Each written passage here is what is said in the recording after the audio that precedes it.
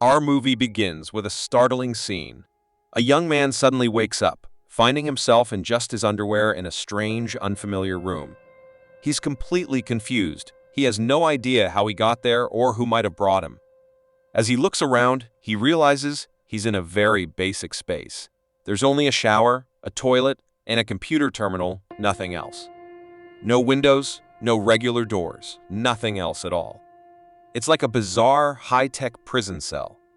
Scared and desperate, the guy starts pounding on the walls.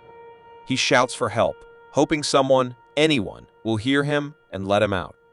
But no one responds. He's all alone. Suddenly, something catches his eye.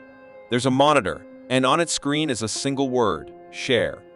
Hoping this might be his way out, the guy starts typing different commands into the computer. He tries various words and phrases that he thinks might open a door or call for help, but nothing seems to work. The computer keeps insisting, asking him to share again and again. Running out of options and not knowing what else to do, the guy finally decides to go along with it. He confirms the command and types yes into the computer. After typing yes, the guy realizes he's being recorded. Confused and scared, he starts asking questions to the camera, hoping someone will answer and explain what's going on. But there's only silence. Nature calls, and he tries to use the toilet. To his surprise, there's no water in it. The sink isn't working either. Desperate for water, he turns back to the computer and types in water. Strangely, the computer responds that water equals 5 points. Not understanding this bizarre system, the guy gives up and lies down on the floor, waiting for something to happen.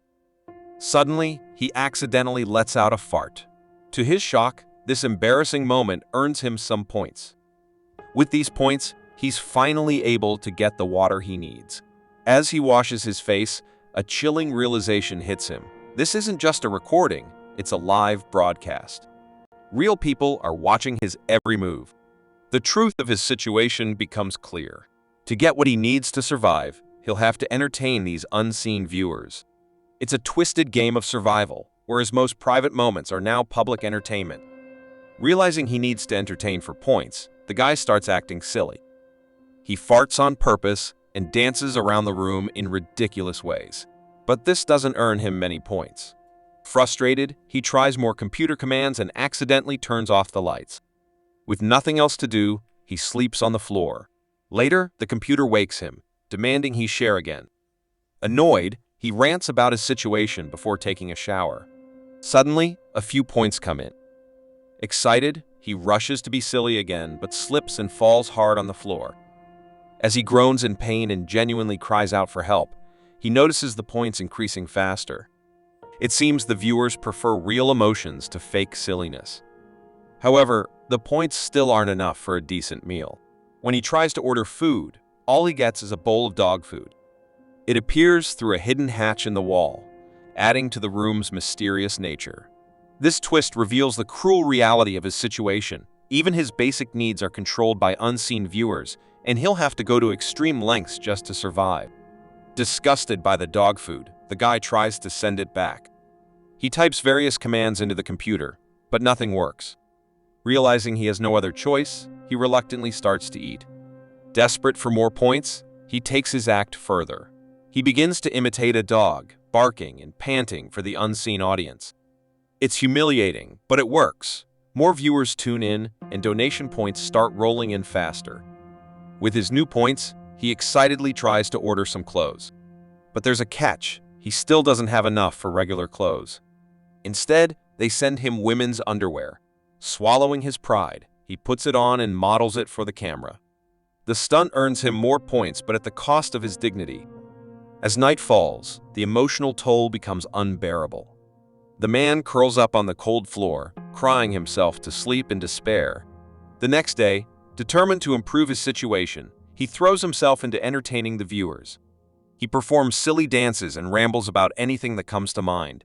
His efforts slowly pay off. He earns enough points to buy a t-shirt and an inflatable mattress, small comforts that feel like luxuries. As days pass, his act improves and the points start piling up. He's able to buy better things, more clothes, shaving tools, a mirror, and even decent food. He even gets alcohol, a temporary escape from his bizarre reality. An interesting twist occurs with his diet. The man is supposed to be a vegetarian, but his captors only send him meat. Faced with hunger, he has no choice but to eat it. Surprisingly, he ends up enjoying the meat, and the audience rewards his change of heart with even more points. The man's situation takes a dark turn one day when he drinks too much. In a moment of drunken frustration, he tries to smash the monitor with an empty bottle. This reckless act backfires badly. His points plummet, and suddenly, his room loses all power. Panicking in the darkness, he desperately tries new escape attempts. He pulls at the monitor and the food hatch, but nothing budges even slightly. His frustration boils over, and he punches the screen in anger, only to hurt his hand in the process. Overwhelmed by despair, the man completely breaks down. He throws a massive tantrum, begging his unseen captors to release him while tossing around the few possessions he's earned. It's a raw, emotional outburst that shows just how much his imprisonment has affected him. Eventually, exhausted and defeated, he collapses and starts apologizing for his behavior. But his words seem to fall on deaf ears. It's not until he starts coughing, perhaps a sign of genuine distress, that the power finally comes back on. Just as the power returns, the screen flickers to life with a surprising image. It shows an older man in a room similar to our main characters, but much more furnished. This is our first glimpse of another captive. The older man starts explaining things. He reveals that glitches in the system sometimes happen, but there's a silver lining. Once a captive reaches a certain level, they gain access to a common network. This means our guy can now communicate with others trapped in similar situations. However, this new connection doesn't provide all the answers. The old man admits that nobody knows anything about their mysterious captors. Every person in this twisted system woke up in their room just like our main character did, confused, alone, and without any memory of how they got there or why. This revelation adds a new layer to the story. Our guy isn't alone in his ordeal, but he's part of a larger, more complex system. The existence of others who've been there longer suggests this isn't a short-term situation. It raises even more questions. How many people are trapped? How long have they been there? And most importantly, who is behind all of this? At first, our guy is relieved to have some company, even if it's just through a screen. The older man becomes a constant presence, chattering away endlessly. The older man's ramblings cover everything from his past life to wild theories about their situation and even random observations about the room he's in. He jumps from topic to topic. Interestingly, this seemingly chaotic chatter is a hit with the viewers. The points keep rolling in for the older man, suggesting that in this strange world, even senseless babbling can be entertaining. However, as days pass, the novelty wears off. Our main character finds himself growing increasingly annoyed with the older man's incessant talking. It's a bittersweet situation. He's no longer alone, but his only company is starting to drive him crazy. Then, one day, something changes. Our guy hears the older man coughing badly through the feed. It's not just a small cough, but a deep, worrying hack that suggests something might be seriously wrong. Concerned for the old man's well-being, despite his annoyance, our main character tries to make direct contact. As he fumbles with the computer, trying to figure out the right commands to reach the older man, something unexpected happens. He accidentally unlocks access to all the other channels in the network. It's like suddenly stumbling upon a hidden city in this digital prison. There are countless other people, all trapped in similar rooms, all creating content to earn their points. It's a diverse group, each person adapting to their captivity in unique ways. There are people giving cooking lessons, others sharing makeup tips, and more. But one channel in particular catches our main character's eye. It's a young woman doing yoga. She moves with grace and flexibility, demonstrating complex poses in the small space of her room. Our guy finds himself captivated by her beauty and skill, unable to look away for quite some time. After lots of trial and error, the guy finally connects with the older man, realizing each of them has a channel number. The main guy is 14, and the older man is 73. This is a big deal because everyone in this world has their own channel number. This revelation helps 14 understand the social dynamics at play. 14 starts to change his attitude towards 73, and the two quickly become friends. They spend a lot of time together, chatting, sharing meals, and even having fun with magic tricks. 73 teaches 14 some cool magic, and they even sing together sometimes. As time goes on, 14 manages to reconnect with Channel 28, the yoga enthusiast who caught his attention earlier. 28 does yoga at night, when all the other bloggers are sleeping, to get some alone attention from those who admire her the most. 14 is really impressed by her grace and how peaceful she seems. To get 28's attention, 14 comes up with a clever idea. He sends her 14 donation points as a signal. It works. 28 notices his number, and with a playful and welcoming tone, she gives him a friendly shout-out, saying, "14, tada!" This is a big deal since a tada is 14's signature catchphrase, which he uses after performing a magic trick or telling a joke. It's like his personal stamp of fun. When the yoga lady, number 28, says 14, tada, it's a significant moment. This shows that she's familiar with his content and enjoys watching him enough to pick up on his catchphrase. It's the first sign that 14 is making a real connection with many people and gaining recognition. The following morning, 14 begins investing in his living space, purchasing nicer items for his room.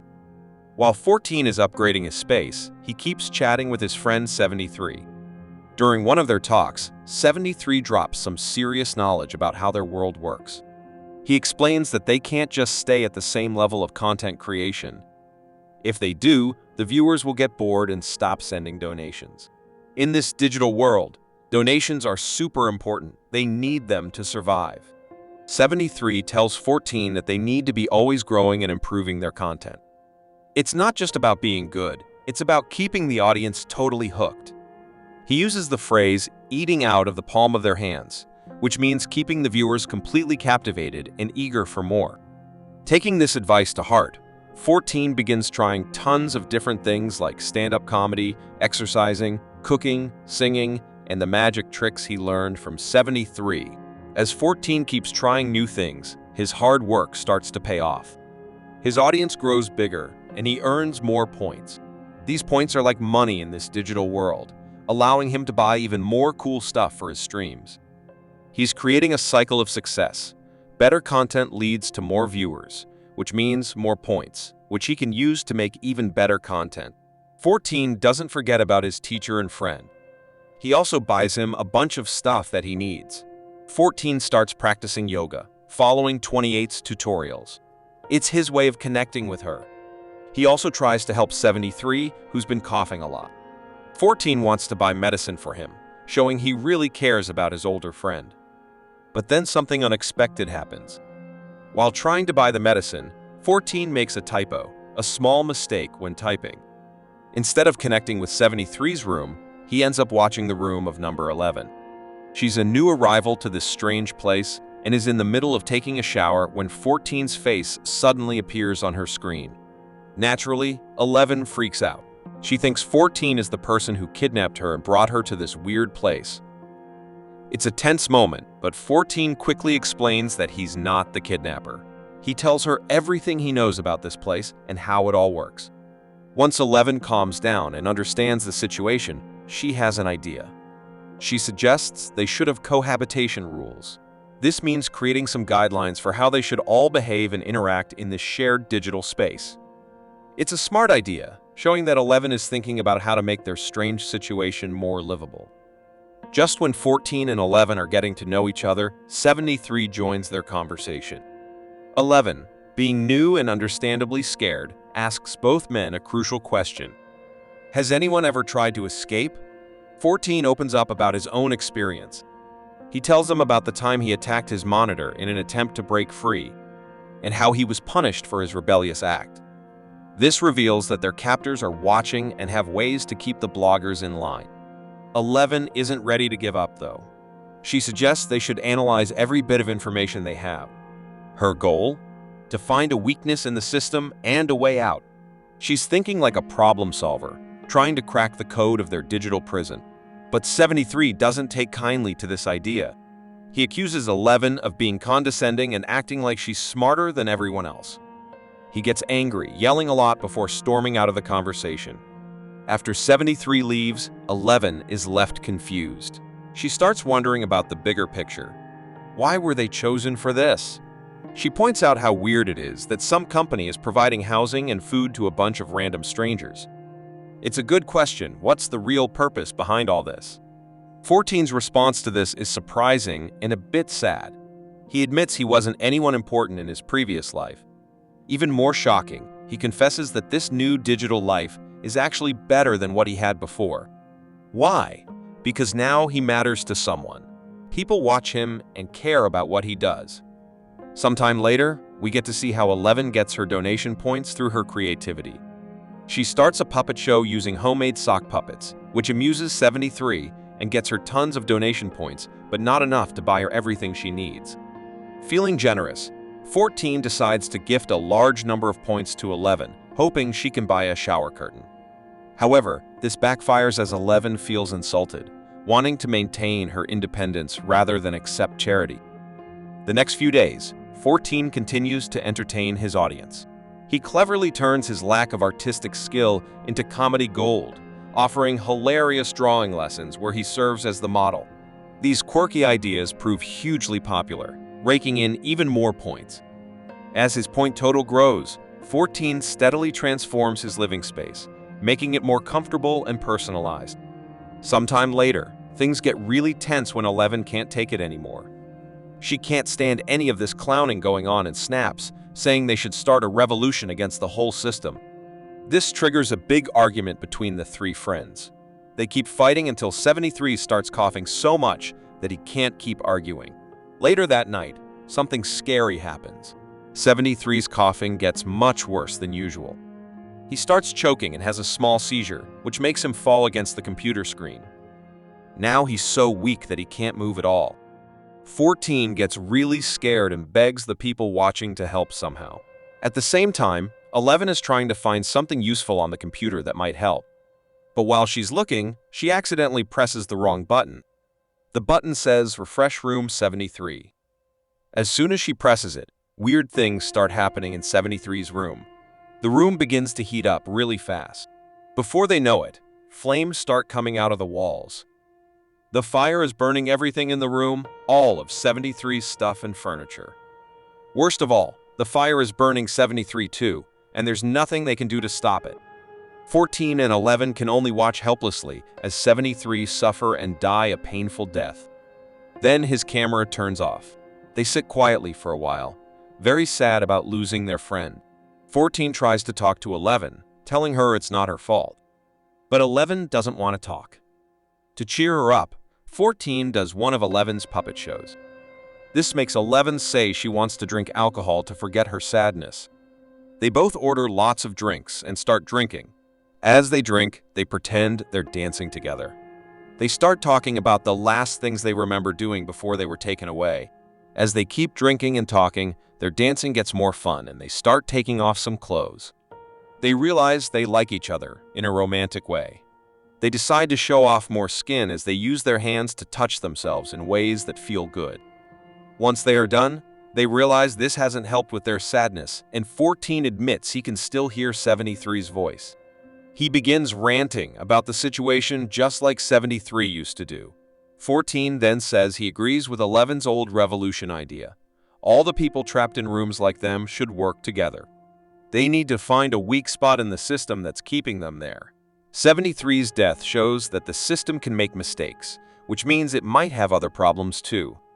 Since 14 has more fans watching him, he decides to make a speech. He sits in front of his camera and talks from his heart about what happened, earning him more points, but 14 says he doesn't want these points and is not here for that. 14 tells everyone how important 73 was to him. He asks all the other people stuck in their rooms like him to start looking for any kind of detail that may be used as a clue to help them escape. While he's talking, something unexpected happens. The yoga lady number 28, whom 14 has a crush on, suddenly appears on his screen. This surprises 14, and he stops his speech. 28 starts talking to 14. She says she liked his speech and compares it to her own philosophical talks about understanding yourself and your inner circle. But 11 gets upset about this. She thinks 28 is missing the point. They're not talking about ideas. They're trying to actually escape. After hearing what 11 is saying to her, 28 decides to leave the conversation. Afterward, 14 and 11 decide to check out the other channels. They're excited to see that some of their fellow bloggers have joined their plan to find a way out. One woman in particular catches their attention. She's somehow figured out how to make it rain inside her room, which amazes 14 and 11. They wonder if this could be a clue to understanding how their rooms work.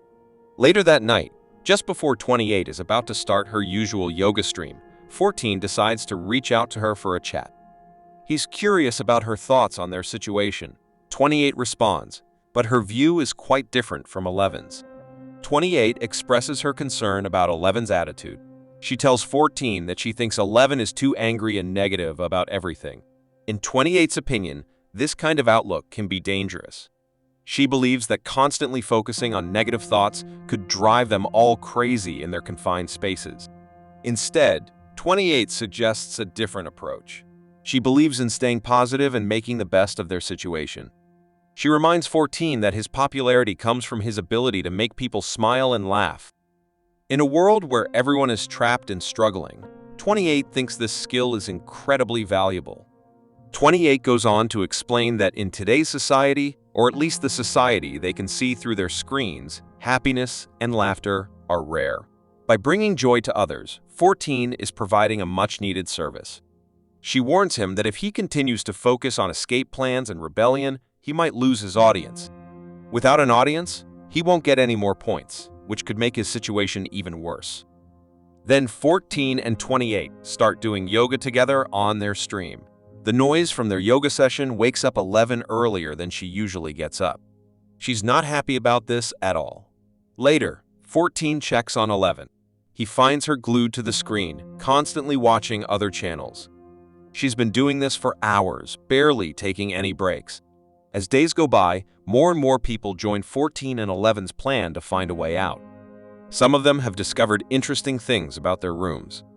For example, one person figured out how to control the ventilation system in their room. Another even managed to move one of their walls. These discoveries excite 11. 11 gets really enthusiastic about all this new information. She wants to use it to create a map of the whole place where they're trapped. She thinks if they can understand the layout, they might be able to find a way to bring the whole system down. But 14 isn't as excited about this plan anymore. His talk with 28 made him think differently. He's starting to believe that what he does making people laugh and smile is really important. He's worried that if he changes what he's doing, he might lose all his viewers and the points they give him. So when 11 talks about her plans, 14 hesitates. He tells her that some people might actually be happy in this place. He suggests that they shouldn't try to make everyone angry or upset about their situation. This change in 14's attitude surprises 11, who still wants to find a way out. 11 doesn't take 14's change of heart seriously. To show she's still committed to rebelling, she decides to cut her hair short. This is her way of making a statement against their situation. That night, 28 starts her usual yoga stream. This really annoys 11, who believes they should have rules about living together, even if they're in separate rooms. She thinks doing streams at night is rude because it can keep other people awake. 11 decides to speak up about this. This leads to a heated argument between 11 and 28. As they argue, 28 accuses 11 of trying to control everyone. She says 11 is treating the other bloggers like puppets, trying to make them all follow her ideas. 14 steps in and tries to make them stop fighting. He doesn't like seeing his friends argue, but this makes 11 upset. She reminds 14 that 28 isn't really his friend. She is. This moment makes 14 think about who he should trust and listen to. Just then, something happens that changes 14's mind again. A new person appears in one of the rooms. This new guy looks confused and lost, just like 14 did when he first woke up in this strange place. Seeing this reminds 14 of how scared and confused he was at the beginning. This sight makes 14 start to see things from 11's point of view again. He realizes that maybe they should be trying to help people and find a way out. So, he decides to do something bold. 14 starts a new stream. In this stream, he asks all the other bloggers to send him just 1 point if they want to be part of the revolution. He's using this as a way to count how many people are on their side without making it too obvious to whoever might be watching them. There's a glitch in the system, and 14's points start going up really fast. It's like everyone is sending him points all at once. This wasn't what 14 and 11 expected, causing them to be more excited to know that so many people are on the same page as them. However, 28 sees this and gets really upset. She calls 14 toxic and accuses him of being a thief, thinking he's somehow stealing all these points. This makes 11 furious. She's had enough of 28's attitude. 11 asks one of their friends who's joined the rebellion to do something drastic. She wants them to make it rain inside 28's room, just like they figured out how to do earlier. 28 realizes what's happening and decides to fight back. She tells her viewers to make 11 feel the warmth of their light. What she really means is that she wants someone to set 11's room on fire. This triggers a terrible chain of events. The walls in 11's room start heating up, just like what happened to 73 before. Soon, flames start spreading through 11's room. It's a horrifying scene, but 11 isn't going to let this happen without fighting back. She knows she's in danger, but she also knows how to set fire to someone else's room now. In her last moments, she decides to do exactly that in 28's room. The result is devastating. Both 11 and 28's rooms are now on fire. The flames spread quickly, and there's nothing anyone can do to stop it. In a terrible twist of fate, both 11 and 28 end up burning to death at the same time. After watching his friends die, 14 is completely heartbroken. He falls to his knees, overcome with sadness and shock. But then something unbelievable happens. A door suddenly opens behind him. 14 rushes towards the door, excited to finally escape. But just as he's about to leave, he notices his screen turning on again. It displays the word share. This makes 14 pauses and think. He decides to go back to his computer. He wants to tell the other bloggers that this proves they can achieve things and escape if they work together. He thinks this discovery is too important not to share. But as he's doing this, something terrible happens. The door suddenly slams shut, trapping 14 inside once again. He's missed his chance to escape. Now 14 is in a tough situation. He's worried that if he doesn't go back to his usual shows, he might lose everything. He fears his audience might blame him for what happened to 28 and 11. Even worse, someone might try to set his room on fire, just like what happened to the others. So, feeling like he has no other choice, 14 decides to do what he knows best. He puts on a fake smile, the one his audience knows well, and starts performing again. He goes back to trying to entertain people and earn points, even though he knows the truth about their situation now. Thank you for watching. If you enjoyed this video, please don't forget to hit the like button and subscribe to our channel for more content like this.